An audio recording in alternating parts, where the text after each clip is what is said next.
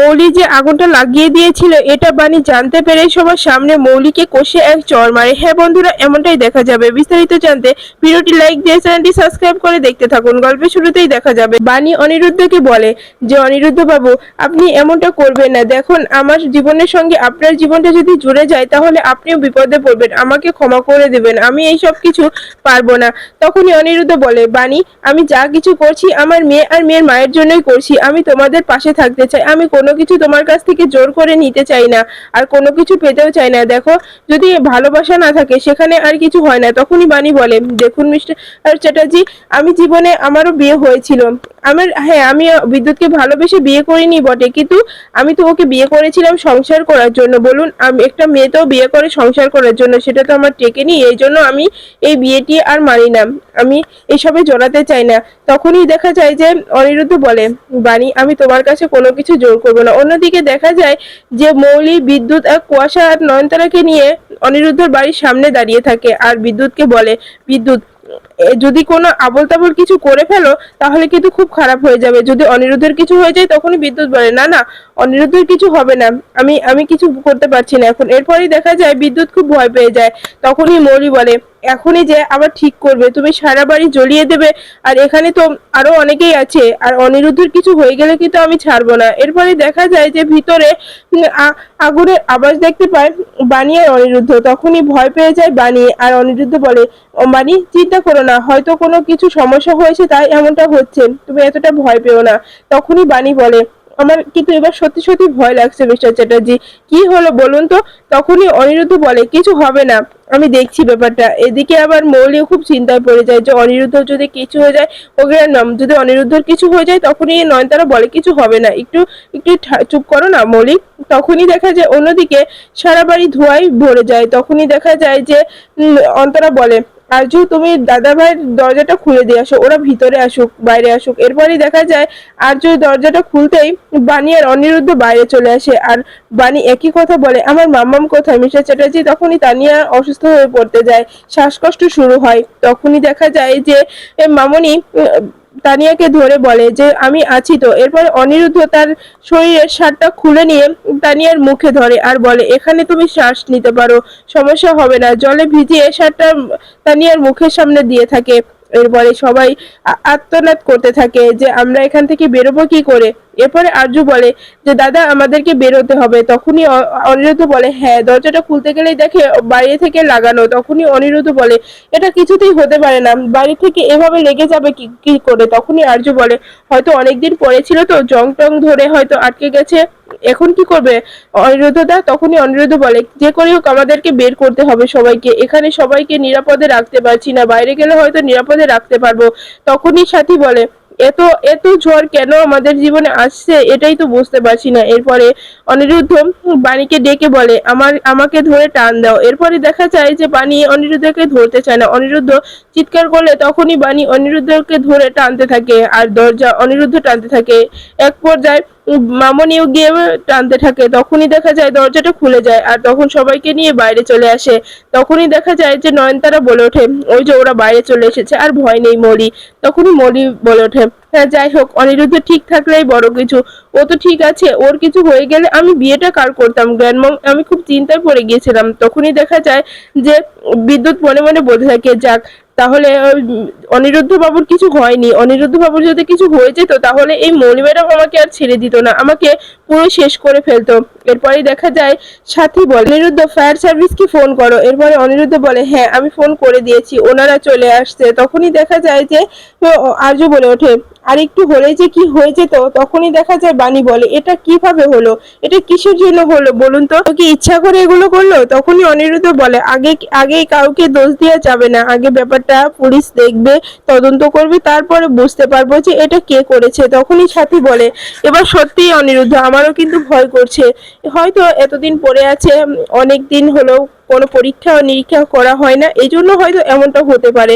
বা অন্য কেউ যদি এটা করে, তখনই অনিরুদ্ধ বলে মা এবার থামো, কে করেছে আমরা তো দেখিনি, অন্য আগে অভিযোগ দেওয়াটা আমাদের জন্য ভালো হবে না, এটা তো ও বাড়ি না, ও বাড়ি হলে হয়তো এটা মৌলিরা করতে পারতো, কিন্তু এখানে মৌলিরা কোথা থেকে আসবে এটাই তো বুঝতে পারছি না। এরপরে দেখা যায় যে অন্তরা বলে ওঠে আচ্ছা যাই হোক, এবার তো ঠিক হলো, এবার সবাই আমরা ভালো আছি, আমরা এবার ঘরে যেতে পারবো। এরপরে অন্যদিকে দেখা যায় যে নয়নতারা মৌলিকে বলে এখান থেকে লুকাতে হবে। এরপরে ওরা গাড়ির পিছনে গিয়ে লুকিয়ে থাকে, আর তখনই দেখা যায় যে মৌলি বিদ্যুৎকে বলে বিদ্যুৎ, আর একটু হলেই তো সবকিছু শেষ করে দিচ্ছিলে, তোমাকে দিয়ে কোনো কাজ হয় না, তোমাকে বলেছিলাম বাণীকে শেষ করতে, তুমি তুমি পুরো পরিবারটাকে শেষ করতে চেয়েছিলে, যদি অনিরুদ্ধের কিছু হয়েছে তাহলে আমি বিয়েটা কাকে করতাম। তখনই কুয়াশা বলে ম্যাডাম আপনি কেমন কথা বলছেন, এখানে তো এরকম কথা ছিল না। তখনই দেখা যায় যে মৌলি বলে ওঠে এবার যাই হোক, এটা ফেল হয়েছে তাতে কি হয়েছে, এই যে বিদ্যুৎ, এবার আমি ওই তানিয়াকে ওই বাণীর থেকে আলাদা করব, যার জন্য অনিরুদ্ধ আমাকে ছেড়ে দিয়েছে, আমি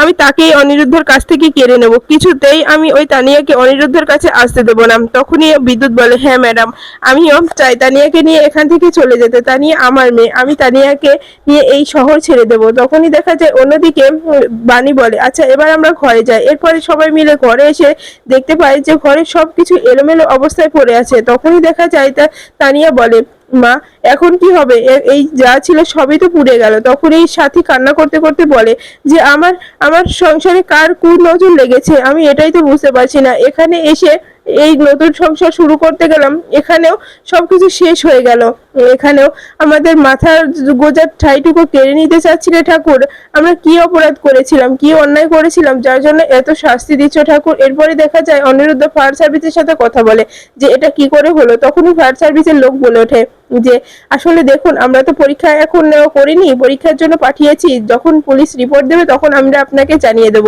যে আগুনটা কোথা থেকে লেগেছিল। তখনই অনিরুদ্ধ বলে আচ্ছা ঠিক আছে।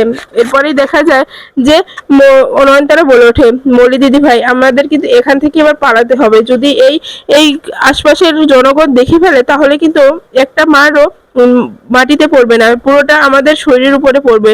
তখনই মৌলি বলে হ্যাঁ গ্র্যান্ডমম, এখান থেকে আমাদেরকে চলে যেতে হবে।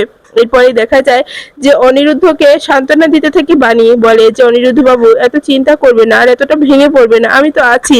তখনই অনিরুদ্ধ বলে হ্যাঁ বানি তুমি ছিলে বলে হয়তো আমি এতটা সাহস পাচ্ছি, না হলে হয়তো আমি এত সাহস পেতাম না, আসলে নিজেরকে এতটা নার্ভাস লাগছে আমি বলে বোঝাতে পারবো না। তখনই বানি বলে চিন্তা করবেন না মিস্টার চ্যাটার্জি, আমি আছি, পাশে থাকবো। হ্যাঁ আমার মামাকে আপনি এতটা খেয়াল রাখেন, এতটা সম্মান দিয়েছেন, আমাকে সম্মান দিয়েছেন, আমি এটুকু খেয়াল আপনাকে রাখতেই পারবো, আমার অতটা সমস্যা হবে না, আমি পুরোপুরি খেয়াল রাখার চেষ্টা করব। এরপরে দেখা যায় অনিরুদ্ধ বলে বানি আমি আপনার কাছে কৃতজ্ঞ থাকবো, আপনি যা যা করছেন আমার জন্য আমি সত্যি এগুলো কখনোই ভুলবো না, কোনো দিনও ভুলতে পারবো না। এবার সাথী কান্না করতে থাকলে তখনই বানি সাথীর কাছে এসে বলে মাসিমা এতটা ভেঙে পড়বেন না, আমি আমি সবকিছু ঠিক করে দেওয়ার চেষ্টা করবো, একটু সময় লাগবে, কিন্তু আমার কি মনে হচ্ছে সবকিছু কি আমার জন্য হচ্ছে। তখনই সাথী বলে না না বানি তুমি নিজেকে দোষ দিও না, তুমি না থাকলে আমরা তো পুরো ভেসে যেতাম, এটা তো তুমি আসার আগে থেকেই হওয়ার কথা ছিল, এখন হয়েছে তাতে কি হয়েছে। তখনই মামনি বলে ওঠে দিদি এতটা ভেঙে পড়বে না, বানি যেখানে আছে সবকিছু ঠিক সেখানে ঠিক হয়ে যাবে। তখনই দেখা যায় যে আর্য অন্তরাকে বলে যে অন্তর কিছু খাবারের প্রয়োজন, আসলে অনেকটা ক্ষুধা লেগেছে। তখনই বানি বলে আচ্ছা আমি খাবার বানিয়ে নিয়ে আসি। তখনই দেখা যায় অন্তরা বলে না না খাবারটা আমি বানাই না, আমি আমি খাবারটা সঙ্গে করে নিয়ে এসেছি, তানিয়ার পছন্দের খাবার। তখনই বানি বলে পারবে তো। তখনই দেখা যায় অন্তরা বলে হ্যাঁ পারবো। তখনই দেখা যায় যে অন্তরা রান্নাঘরে গেলে এদিকে অনিরুদ্ধ আর বানি পুরো বাড়িটা পরিষ্কার করতে থাকে। তখনই হঠাৎ করে বানির মনে পড়ে যায় যে অন্তরা তো রান্না করতে পারে না। তখনই অন্তরার রান্নাঘরে বানি গিয়ে দেখতে পায় যে সে উল্টাপাল্টা কাজ করছে। তখনই বানি বলে যে অন্তরা এটা কি করছো তুমি, এত জলের মধ্যে এই রকম ঠান্ডা জলের মধ্যে নুডলস দিচ্ছ, এভাবে তো রান্না করতে হয় না, এই নুডলসটা রান্না করতে হয় ফুটানো গরম পানিতে, আর এটা ভেঙে দিতে হয়। তখনই দেখা যায় অন্তরা বলে তাহলে তাই আমি ভেঙে দিচ্ছি। এরপরে দেখা যায় অন্তরা একটি লাঠি নিয়ে এসে ভাঙতে যায়। তখনই দেখা যায় যে বানি বলে কি করছো তুমি, এগুলো এগুলো এভাবে ভাঙে না, এগুলো হাত দিয়ে ভাঙতে হয়, আমি তোমাকে দেখিয়ে দিচ্ছি যে কিভাবে ভাঙতে হয়। তখনই অন্তরা বলে আচ্ছা ঠিক আছে তুমি আমাকে দেখিয়ে দাও কিভাবে ভাঙতে হয়, আমি সেভাবেই ভেঙে রান্না করব। তখনই বানি বলে আচ্ছা আমি সেটা শিখিয়ে দিচ্ছি, তুমি এখানে এসো। এরপরে অন্তরাকে শিখিয়ে দেয় বাণী। এরপরে অন্যদিকে দেখা যায় যে অনিরুদ্ধ যখন অফিস যায় তখন অনিরুদ্ধর সামনে কোনো আয়না ছিল না, এজন্য সে দেখে কিছু করতে পারছিল না। তখনই অনিরুদ্ধ মোবাইলের ক্যামেরাটা বের করে সামনে রেখে এসে ফ্রেশ হচ্ছিল, তখনই বাণী এটা দেখতে পেয়ে একটা ছোট আয়না নিয়ে আসে। তখনই অনিরুদ্ধ বলে, বাণী তুমি এগুলো জানো কি করে যে এখন আমার এটা দরকার? তখনই বাণী বলে, দেখুন আমি তো ছোট থেকেই অনেক অভাবে বড় হয়েছি, মা ছাড়া সংসারে বড় হয়েছি, এজন্য এটুকু আমি জানি যে কখন কি প্রয়োজন হয়। আসলে আমি বাজারে গিয়েছিলাম তো তাই এই আয়নাটা কিনে এনেছি, কারণ এটা এখন আমাদের প্রয়োজন। তখনই অনিরুদ্ধ বলে, সত্যি বাণী তোমাকে দেখে আমি অবাক হয়ে যাচ্ছি, তুমি সবকিছু কত ভালো করে গোছাল করতে পারো। তুমি সঙ্গে ছিলে বলে আমি এত কিছু পারছি, না হলে হয়তো এত কিছু আমার দ্বারাই হতো না। তখনই বাণী বলে, মিস্টার চ্যাটার্জি আপনি এভাবে কথা বলবেন না, আপনি তো আমার জন্য কম কিছু করেননি, এটুকু আমি আপনার জন্য করতে পেরে নিজের কাছে অনেকটা ভালো লাগে। এরপরে অন্যদিকে দেখা যায় যে ঈশানী সাথীর জন্য খুব চিন্তায় পড়ে, বারবার পায়চারি করতে করতে পিনাক্ষীর সঙ্গে ধাক্কা খায়। আর তখনই পিনাক্ষী বলে, ঈশানী কি হয়েছে তোমার, তুমি এভাবে পায়চারি করছো কেন? তখনই ঈশানী বলে, পিনাক্ষী আমার সাথীর জন্য খুব মন খারাপ করছে, আমি সাথীর কাছে যাব, সাথীর সঙ্গে দেখা করব। তখনই পিনাক্ষী বলে, আচ্ছা আমি ব্যাপারটা দেখছি। এরপরে দেখা যায় তখনই নয়নতারা বলে, না না কিছুতেই ঈশানীকে সাথীর কাছে যেতে দেওয়া যাবে না, কারণ ওখানে তো মৌলি গিয়েছে, যদি এটা জানতে পারে তাহলে তাহলে ঈশানী আস্ত রাখবে না মৌলিকে। এরপর অন্যদিকে দেখা যায় যখন অনিরুদ্ধ অফিসে যাওয়ার জন্য মায়ের কাছ থেকে আশীর্বাদ নিতে থাকে, তখনই দেখা যায় যে সাথী বলে, অনিরুদ্ধ তো তোকে তো বাসে যাওয়ার কোনো অভ্যাস নেই, তুই তাহলে এবার বাসে কি করে যাবি? তখনই অনিরুদ্ধ বলে, মা আমার সব রকমের অভিজ্ঞতা আছে। তখনই মৌলি সব বাড়ির জিনিসপত্র কিনে নিয়ে বাড়ির ভিতরে আসে আর সবাইকে বলে যে তাড়াতাড়ি সবকিছু ভালো করে রেখে দিন। এরপরে অনিরুদ্ধ আর বাণী এগুলো দেখে রেগে যায়, খুবই রেগে যায়। তখনই মৌলিকে জিজ্ঞাসা করে যে মৌলি এগুলো কি হচ্ছে? তখনই মৌলি বলে, কেন অনিরুদ্ধ, তোমাদের জন্য কিছু জিনিস নিয়ে যাচ্ছি, তোমরা তো অনেক কষ্টে আছো, আসলে এজন্য কিছু জিনিস নিয়ে যাচ্ছি, কারণ তোমাদের বাড়িতে সবকিছু পুড়ে গেছে। তখনই বাণী মনে মনে বলে যে এটা তো মৌলি ম্যাডামের জানার কথা না, কারণ উনি তো এখানে ছিল না, আর এত কিছু তো ওনার জানার কথাই না, তাহলে কি এই সব কিছুর পিছনে মৌলি ম্যাডাম আছে? তখন অনিরুদ্ধ বলে, মৌলি এখান থেকে তোমার জিনিসপত্র নিয়ে চলে যাও, না হলে কিন্তু খুব খারাপ হয়ে যাবে। তখনই বাণী বলে, মৌলি ম্যাডাম একটা কথা আছে কি জানেন তো, আমাদের গ্রামে যখন ঘরে অনেক পোকামাকড় হয় তখন আমাদের ঘর থেকে ঝাড়ু দিয়ে পোকামাকড় গুলো ঝেড়ে ঝেড়ে বের করে দিতে হয়। তখনই অনিরুদ্ধ আর বাণী ঝাড়ু নিয়ে এসে মৌলিকে বের করে দেয় বাড়ি থেকে। আর মৌলি বলে, আমি এ কথা কখনোই ভুলবো না বাণী, আমি তোমাকে কখনোই ছাড়বো না।